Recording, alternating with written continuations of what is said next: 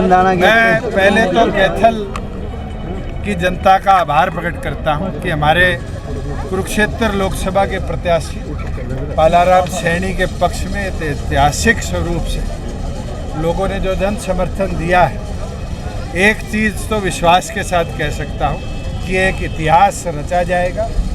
करोड़पतियों के आगे एक सड़क से उठा व्यक्ति जिसने समाज सेवा में अपना जीवन दिया है, लाखों वोटों की लीड लेकर जीतने का काम करेगा। आगामी 25 तारीख को मैं तो आपके माध्यम से कुरुक्षेत्र लोकसभा के प्रत्येक वोटर से अपील करता हूं कि अपना एक एक कीमती वोट चाबी का बटन दबाकर पालाराम सैनी जी को 4 नंबर बटन पर भारी बहुमत से देने का काम करें, जिताने का काम करें और ऐसे साथी को चुने जो असलियत में पार्लियामेंट में जाकर ये राष्ट्रीय पार्टियों की आवाज़ बनकर दबे न, बल्कि हरियाणा की कुरुक्षेत्र की आवाज़ बनकर वहाँ प्रचार भी करे, लोगों की समस्या भी उठाए और लड़ाई भी आप लोगों की सामाजिक तौर पर लड़े। और मुझे खुशी है कि डॉक्टर अजय सिंह चौटाला जी ने पूरे प्रदेश में BC A वर्ग में इकलौती टिकट ये दी और जिस भावनाओं का हमने साथ दिया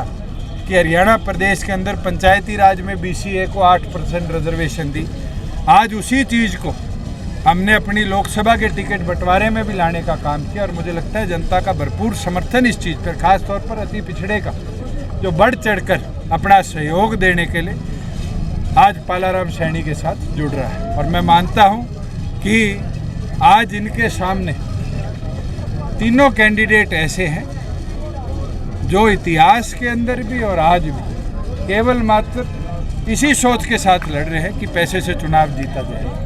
मगर आज जनता कमेरे की ताकत को बढ़ाएगी और पालाराम सैनी को जिताएगी। सर, भाजपा के लोगों में आज भगदड़ मच चुकी है, हर रोज लोग पार्टी छोड़कर जा रहे हैं। जो 400 पार का नारा प्रधानमंत्री ने दिया था, 15 दिन हो गए, मैंने तो वो टीवी पर सुना नहीं। और इन 15 दिनों में एक चीज़ साफ है कि 500 शायद 200 पे पहुंच गया।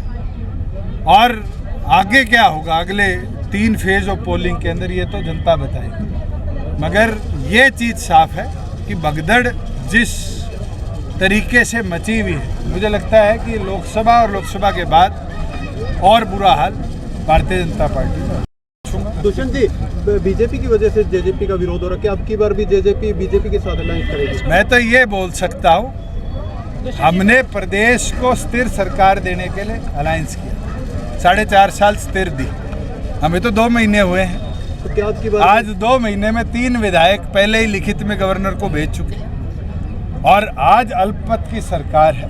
हम तो गवर्नर से मांग करते हैं महामहिम फ्लोर टेस्ट जल्द करवाएं और इस सरकार को हटाकर राष्ट्रपति शासन लगाया जाए और चुनाव प्रदेश में कराए। अभय सिंह कह रहे हैं मैं तीनों का इलाज बांधने आया हूं। संपर्क में है। अरे उनने पूरी जिंदगी इलाज ही बांधा है और बांधते बांधते वो इनेलो का इस चुनाव में इलाज बांध देंगे कि चश्मा भी छिन जाए। नवीन जिंदल 5 लाख वोटों से जीत की बात कर रहे हैं। संपर्क में है सर? संपर्क में तो मैं उनके हूँ, फोन पे तो मेरी भी बात हो जाती है, वो तो फ्लोर टेस्ट की बात होगी। संपर्क में उनके साथ कितने खड़े मिलेंगे और कौन पार्टी का विप। भाजपा ने चेहरा बदला है सर, पार्टी का भी घोषणा पत्र जारी नहीं हुआ है। लोकसभा के अंदर हमारा सिर्फ एक ही घोषणा है कि हरियाणा प्रदेश की आवाज को पार्लियामेंट में चुने। भाजपा ने चेहरा बदला है, नायब सैनी को CM बनाया है, कितना फर्क पड़ेगा वोट बैंक पे हरियाणा का? जो एक इंग्लिश में कहावत है ना, old wine in a new bottle.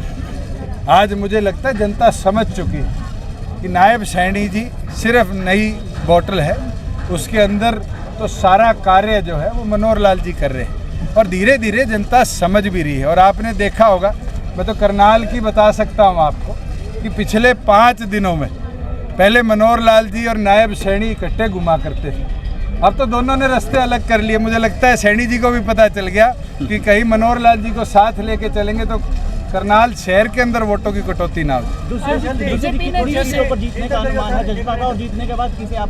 मैं तो जैसे मैंने पार्लियामेंट में काम किया था और पार्लियामेंट के अंदर हरियाणा की आवाज़ बनकर कांग्रेस हो बीजेपी हो दोनों के विरुद्ध में काम किया। हमारा सांसद चुना जाएगा तो वो हरियाणा की आवाज़ बने और हरियाणा की आवाज़ बनकर पार्लियामेंट में हरियाणा के हितों की रक्षा करें। सर, बीजेपी ने जिस मनोहर लाल खट्टर को हटाया था, अब पार्टी के प्रचार प्रसार के लिए वही चीफ गेस्ट है बीजेपी की तरफ से। वो तो बीजेपी बताए, मेरे को तो आते आते ये पता चला है कि होम मिनिस्टर की सभाएं रखी हुई थी और वो अब कैंसिल कर दी गई, तो मुझे लगता है रुझान आने शुरू हो